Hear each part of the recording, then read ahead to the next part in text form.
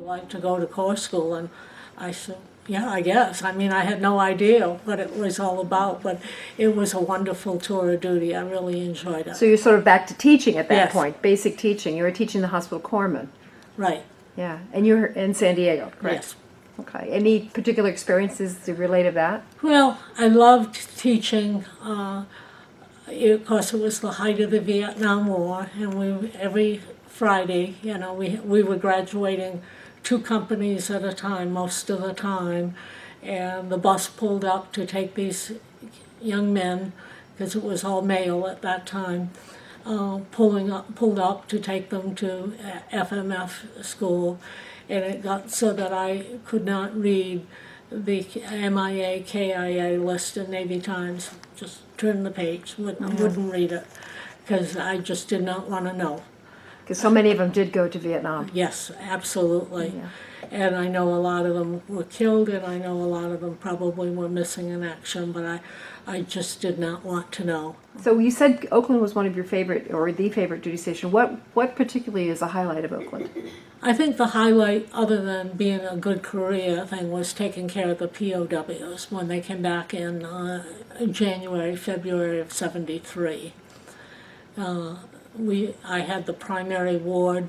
It was the surgical ward. It was converted. One of the male surgical wards. There were 2 male surgical wards, but this one that was converted for the POWs, and then it extended into the SOQ, which was a smaller ward, but they used that for the overflow. I think that only had 20 beds, and the surgical ward had a capacity for 32 or 34, but each room, irregardless of how many beds it can have, was made into a private room. So about how many of the POWs did you have there? I think I would say about 10 or 12. I don't remember. At a time, or? At a time. We never had replacements. As they came in, we got the first 10 or 12, and we never had replacements. Oh, so you had just about that many. Yeah, right. Now, did they have a lot of injuries that you had to treat, or were you? There were only a couple of injuries. I remember one young man he was a lieutenant, had a fracture of the hip, I think. It was at least a lower leg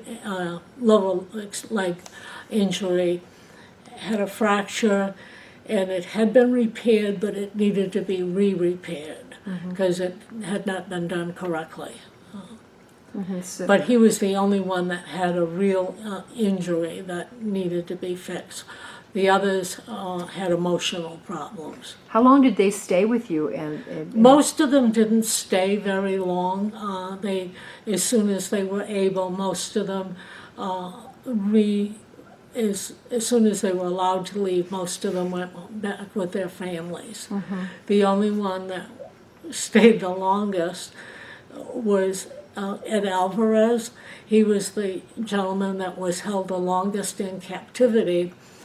And when he spoke at the 100th anniversary of the Navy Nurse Corps at the reunion, well, first of all, when he got up to speak, I said to myself, oh, I know him.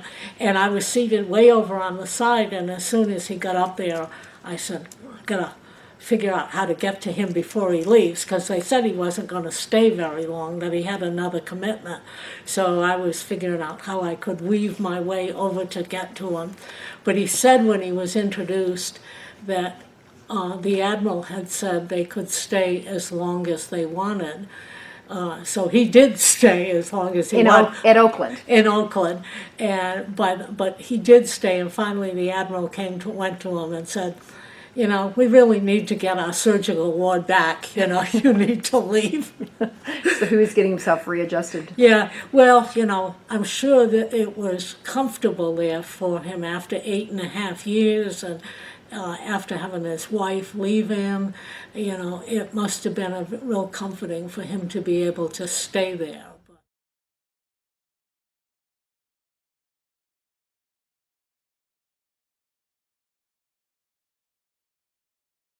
In 1963 is when President Kennedy was Yes. killed.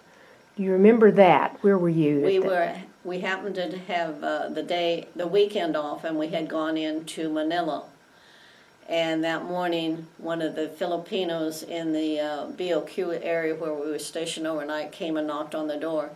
And she says, "Your president is dead." We says, "Well," he says, "Well, we think a Cuban shot him." We thought, "Oh my gosh." Well, by the time we asked around, we found out that wasn't the case at all. That he was shot, of course, in Dallas, Texas, and that. But it made quite a change. So the afternoon we went out to the National Cemetery there in Manila, to where the American Cemetery was. And a lot of the Filipinos that showed up there that day came over to us. And, "Well, we're so sorry to hear about your president." And I thought, yes, it was quite a very sad day all around. The Filipinos thought very well of him too. What a strange feeling it was to think that your president had been shot. While you were in the Philippines, I understand that the Vietnam War. Yes. At the particular time, it was getting near Christmas, and we had planned on a Christmas lunch. We had invited people for lunch, some of the local military people. And I happened to draw duty for the night shift. It was my job to go over and put the turkeys in the oven. I had put the turkeys in the oven. An hour later, I get a call. "Ma'am, I'm awfully sorry. We're not going to be able to come for lunch tomorrow." I says, "You got to. I got the turkeys in the oven." "Why can't you come?" "I can't tell you. Somebody will call you in the morning around 6 o'clock probably and tell you." I thought, what on earth could possibly be? So I get a call. We got a patient coming into the emergency room. I went over, and the young corpsman that had come up with it, and he says, "What's going on?" And I says, "What do you mean?" He says that the 7th Fleet, which was 3 aircraft carriers sitting in our bay, are leaving. I says, "What?" He says, "Honestly," he says, "I've never seen anything move so fast in my life. These ships, all of a sudden the men were told, 'Get on your ships and get out of here.'" And I says, "I don't know." I says, I guess that answers my strange call. We'll find out in the morning." Sure enough, nobody was told anything until 6 o'clock. And then they told us they had been a bomb gone off in the Saigon area where our medical personnel were stationed, and that there were people injured, and they were going to be air-evac to Clark Air Force Base, which was just north of us.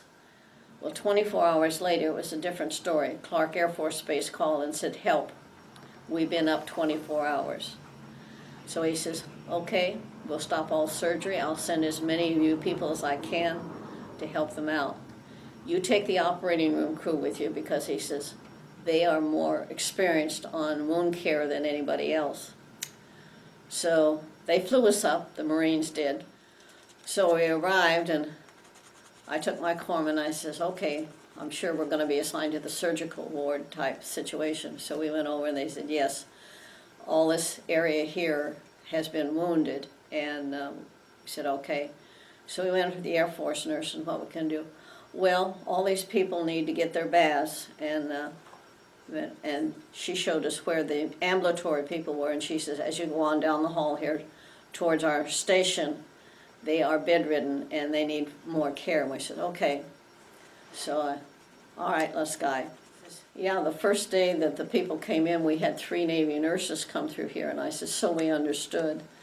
I says, we found out their names. I says, one of them I knew, and I said her hearing was greatly impaired. Apparently she was close to the explosion when it went off.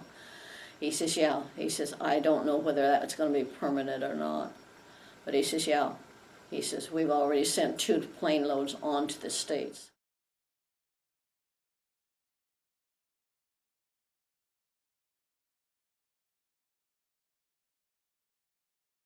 I went to Vietnam as a HM2 and as a urology technician, and I thought I would be at the hospital there in Da Nang, doing urology. And they sent me right out to the bush. So I was in Okinawa just for about a week. I got there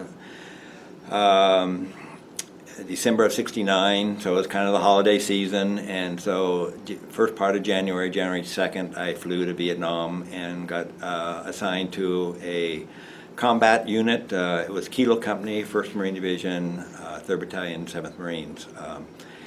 And went out in the bush, and they had me as a platoon corpsman for a month, and then they allowed me to be the senior corpsman. So I was out in the bush for about 7 months, going on patrols, on ambushes, digging a hole every night, being out in the field for 30 or 40 days, coming back in for a day or two to get a shower and a hot meal, and going back out there. So, I was medevacing and taking care of the Marines.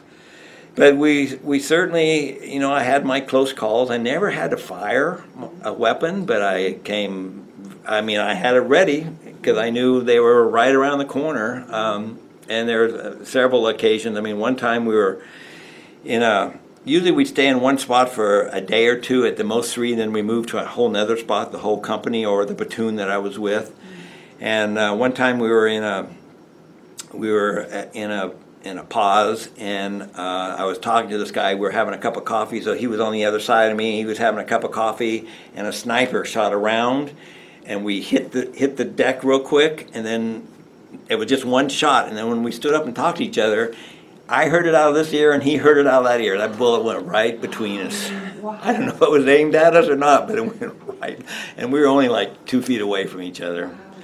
So there was, you know, several of those types of things that, and the medevacing and the patching up of people. And one time we were in a pause for 3 full days, which is very long. And as we're leaving, and you're kind of one-on-one leaving, somebody hit a booby trap that was there the whole 3 days and blew them up. And it was almost always traumatic amputees.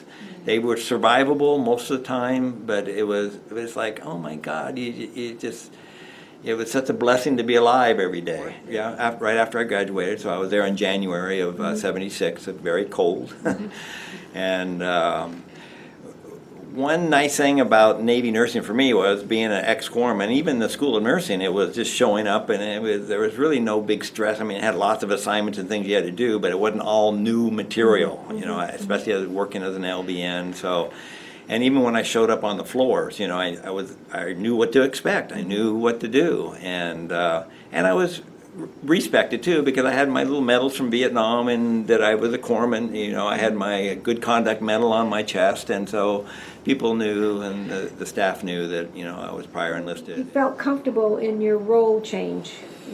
I felt fairly comfortable. It was still demanding and stressful, and, you know, very busy, and it seemed like being short-handed, and thank God for corpsmen. So how did it feel to be an instructor at a hospital corps school? That was fun. Yeah, first of all, being on the podium was very different. I'm kind of an introvert, and so that was a challenge, just being in front and teaching and learning all the curriculum, and but great staff, and it was a wonderful experience. But it was, you know, being an instructor, and then we take them over. Building 26 was still the hospital, so we took them over there on their clinicals, make rounds with them, and we had all the labs. So you would do your own lab for your students, but you were also doing other labs, you know, from injections to IVs to, you know, medication labs. They're all different types of labs that they went through. So, yeah, it was a great experience. How did you see the changes from when you were a young hospital corpsman to what you were teaching in terms of what had happened in medicine and nursing? Yeah. First of all, I didn't say much about corps school for me going through it. That was a strain on my brain. There was so much information to be a hospital corpsman, and a lot of studying, a lot of,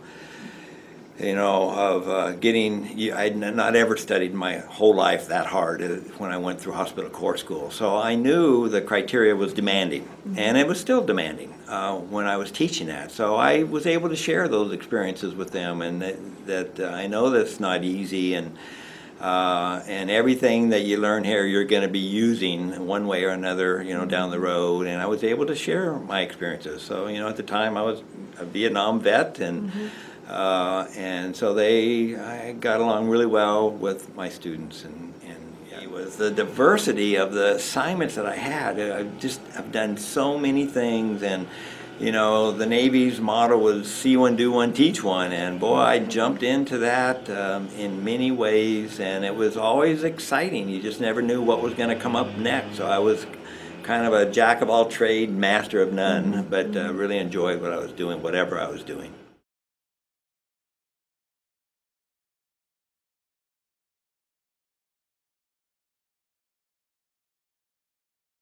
When you got your orders to the repose, were you happy about that? I was thrilled. I was thrilled. My mother wasn't thrilled. She says, you tell them you can't go. And I remember saying, Mom, I can't tell them I can't go.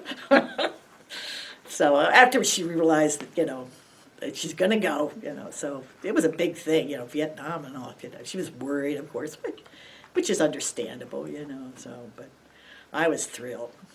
I really was. And you said you were on the ship for a year? Mm-hmm. Was that standard assignment time? Yes. Yeah. Okay. Yeah. And while you were attached to the ship, did you get a chance to travel, to get off the ship and get to... Oh, we went to Hong Kong twice.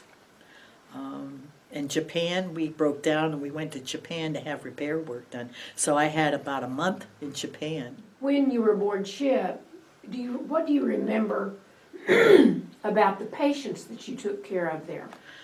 Well, I worked in intensive care, so that was a big jolt to me because I worked in the OR. And the big difference is, I don't know why they think, nurses that worked in the OR can handle intensive care. That's a whole different bag. Mm-hmm. Plus, we were still using a powdered penicillin.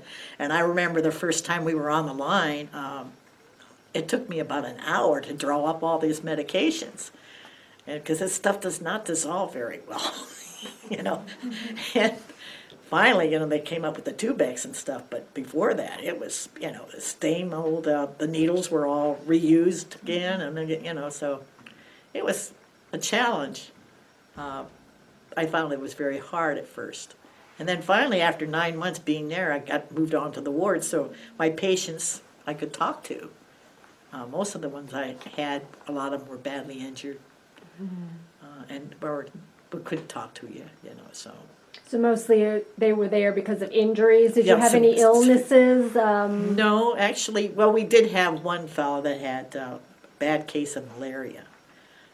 And then they were giving us those pills for malaria, and some of the patients would develop a reaction. They get a seizure, grand mal seizures, which was, kind of a little bit scary, to see things. But most of the patients we took care of, most of them we were able to save.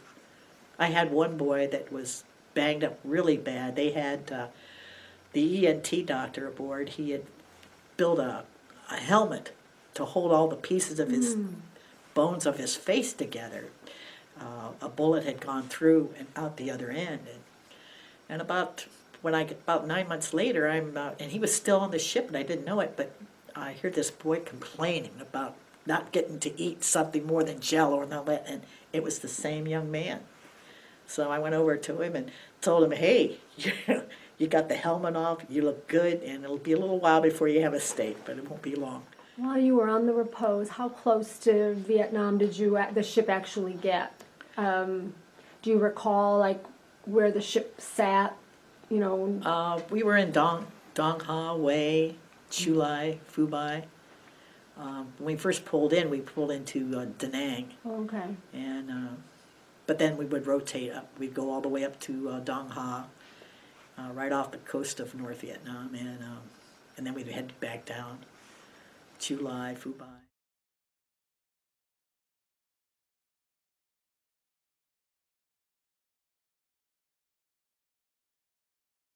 While you were on active duty, was there anything that jumps out at you as being, say, the most challenging, either career or professional-wise, that you haven't already touched on? Well, I think it was very challenging to be the first nurse practitioner class, only because nobody knew what to expect. The doctors didn't have any clue what this was all about, and nursing service was not happy because we took up nursing billets. And so they were not pleased that they had to give up 3 billets for somebody that they didn't know what was, and they didn't have any control over.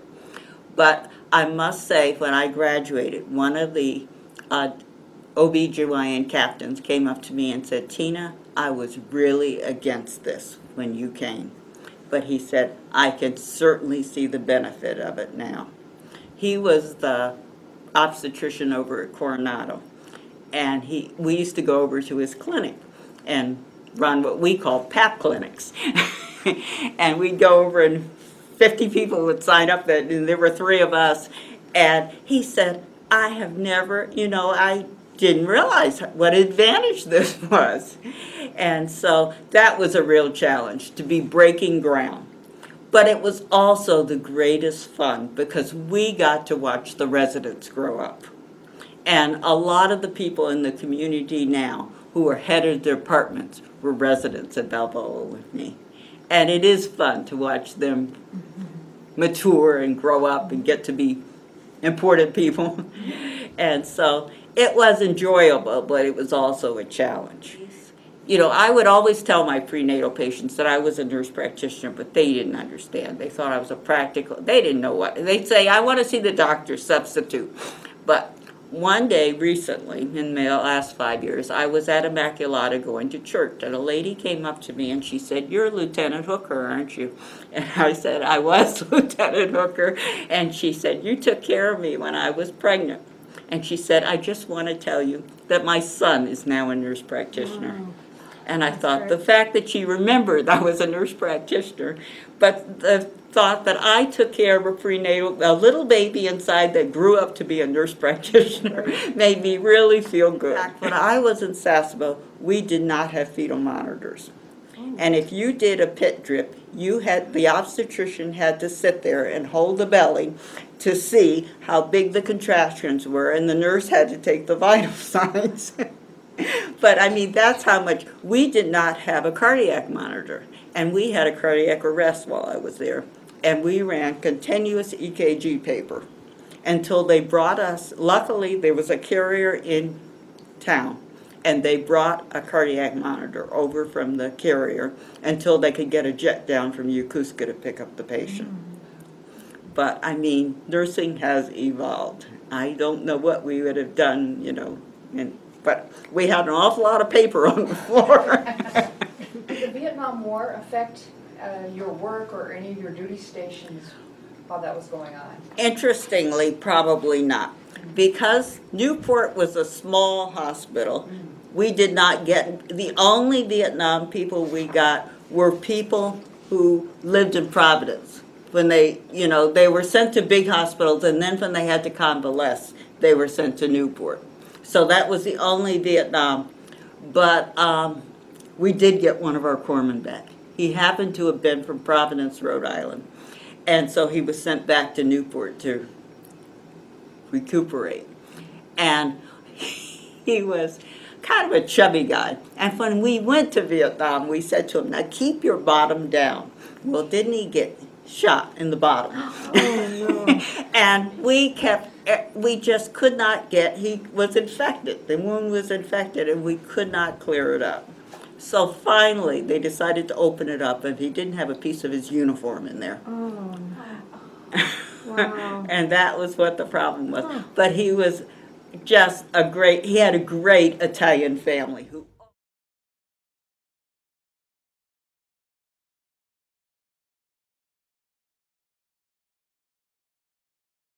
Because there were only 29 nurses on each of 2 hospital ships. And then in Da Nang, they had approximately 35 nurses on land. So I was very fortunate to even get the opportunity to go over there. On the hospital ship. So what did you, did they fly you, where did they fly you in to catch the hospital ship? All the way into Da Nang. So you flew into the ship had already had one tour there, and I was second crew, if you will. And We went from Norton Air Force Base, Alaska, Okinawa, and then landed in Da Nang, and the hospital ship was not there. We had to go to the quarters, and then the following day at like 4 o'clock in the morning or whatever, they woke us up and said, wake up, it's time to go. Your transportation is here to get to the ship, which was cruising along the shore So how did they get you to the ship? by helicopter. Was that exciting? Yes, it was. You're still suffering from jet lag, and you're always hungry because your eating is off, and on the wee hours in the dark, boarding a helicopter and landing on the ship. What uniform were you wearing when you did all this? In those days, I was in dark blues. Fortunately, it was wintertime. It was the middle of February, so it was still a little chilly. But it's very difficult to travel with nylons and a skirt and the dress uniform. I bet. So when you were on Sanctuary, what was your job and role in Sanctuary? I did med surge. They would you'd rotate around a little bit. Whatever ward was busiest, you would get pulled for that or pulled for this. And my actual title, I was also the psych nurse. They had a small psychiatric unit there, and that took very little of my time. I'm sure being on the hospital ship, you had some very challenging experiences. Would you like to relate one of them or several of them? Well, I like to think of the funny ones first. I get all Sure. choked up. I'm sorry. That's perfectly all right. Whoa. To preface this, I want to say that the camaraderie between the patients was outstanding. They would help each other. They were dedicated to each other, and they didn't care. They really didn't care what was the matter with them as a whole. They wanted to make sure that their buddy was going to be okay, and that in itself is very uplifting when you're in such a situation. Did you mostly have Marines, or were the Army and Navy, Air Force? Army and Marines, and occasionally Navy. The Marines and the Army would tease each other. If we had an influx of Marine Corps patients, the few Army guys would say, oh, they don't know how to fight, and vice versa. And one of the funniest things is that I never expected to see malaria. We studied malaria quite deeply in my diploma school of nursing, and that was the end of it. Well, lo and behold, we'd get influxes of patients who had malaria. And the drugs they were getting would often make them a little goofy, quinine psychosis, if you will. And at that time, we had rolls of cotton. We didn't have cotton balls. So we would have patients help us roll cotton balls, very sanitary, and put him in a bath of alcohol.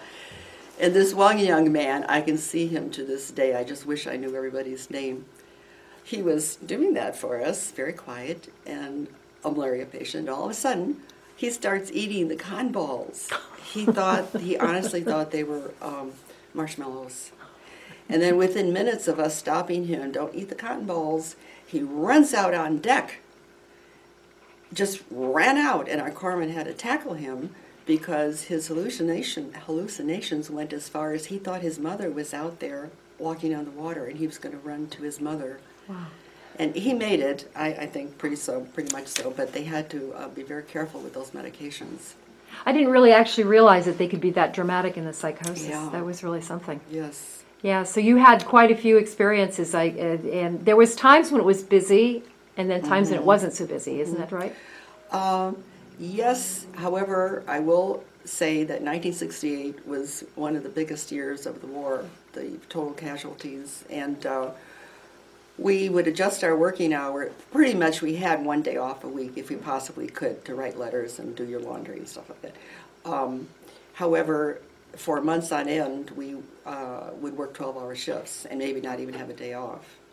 And then we were the first crew, if you will, we were out on the line for 90 days straight. And normally every month or 6 or 8 weeks, whatever, I can't remember, we would go into the Philippines. We would drive out to the Philippines to get repaired and drop patients off, things of that nature. I think you have a picture of the sanctuary there. It was one of your Yes, pictures. Maybe you can yes. show us that picture. This is a decoupage that somebody did for me. Oh, it's lovely. If you had it to do all over again, would you do it? Yes, I would.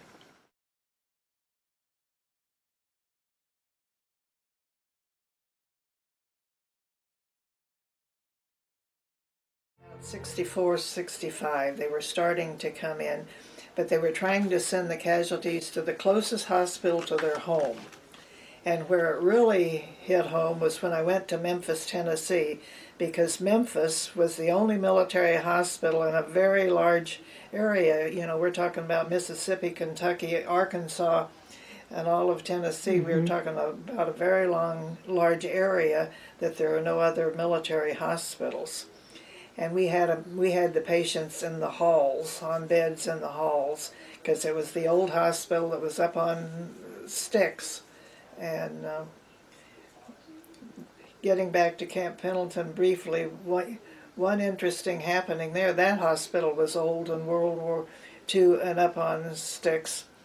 And one night I had the call, and I was in the call room up on the second floor of the hospital, and they didn't ring the phone. They came up and beat on the door, and they said, "You've got to come quick. You've got to open up one of the operating rooms." And I says, "Have we got casualties? What's happening?" And they said, a skunk walked into the emergency room, walked up the ramp into the emergency room, and one of the corpsmen tried to scare it out and threw a chair at it, and it sprayed all over the emergency room. So they had to have an operating room opened up to take care of the emergencies that came in, because the emergency room was completely unworkable until they got it cleaned up. 6 or 8 of us in the counterinsurgency school, but there were only 2 of us on the flight that left from Norton Air Force Base to Da Nang, and landed in Da Nang at 2-something in the morning on the 4th of July, and the sky was lit up with mortars and rockets, and the chief nurse and another nurse came in a car and picked us up at Da Nang airport, and we had to get clear across town to the nurses' quarters to I Corps, where the hospital was. And she says, "Don't worry about your suitcases, they'll get to you eventually." So we just grabbed our purses and what we had and got over to the nurses' quarters, where the hospital compound, and there were gals waiting up for us to greet us, and we were probably some of them's relief. They were glad to see us coming. Were they afraid you were going to get hit with the mortars and everything? Well, yeah. The hospital was right across the gravel street from Mag 16, the Marine Corps Air Wing. And we would take short rounds if the enemy was aiming at the Marine Corps Air Wing. Some of them hit the hospital. And so you never knew when you were going to maybe get hit. And you spent more time under the bed than on top of the bed. Well, you can see the sandbags down here, and this is where a mortar went in. Well, this is probably better. You can see, here's the operating room table, and you see the hole in the ceiling. This is where the mortar came right into the operating room. And here's the Master Chief showing the end of the mortar and the hole where it came through.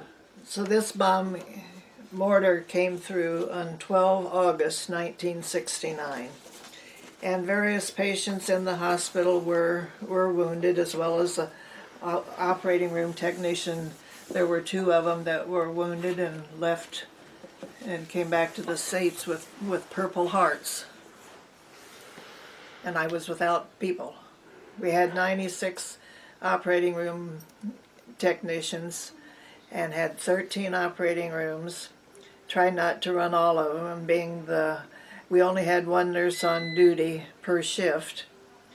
And so we went through triage with the chief of surgery, and never knew anybody's name, knew them by A, B, C, D, and E, and they were tagged.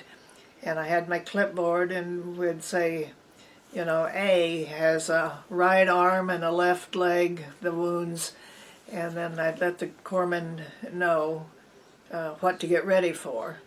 Well, basically it was a night war. They came in that's when the bombing really was severe. You'd have casualties, a few during the day, but would be doing a lot of revisions or wound closures or doing other types of surgery during the daytime. But the real wounds and the real casualties were coming in at night. And the helicopters were landing, and we did have usually a hospital ship close in the area. But the helicopter pilots, especially if it was rough seas, they preferred bringing the casualties to Da Nang as to be landing on a ship out at sea with casualties At night, at night. yeah. Right. So what was it like after you came back from Vietnam? Couldn't talk about it. It was very, very difficult because felt that nobody understood what we had gone through. It was just different.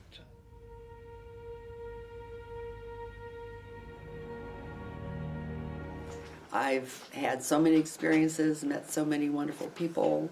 I really feel sorry for my civilian sisters who have none of that.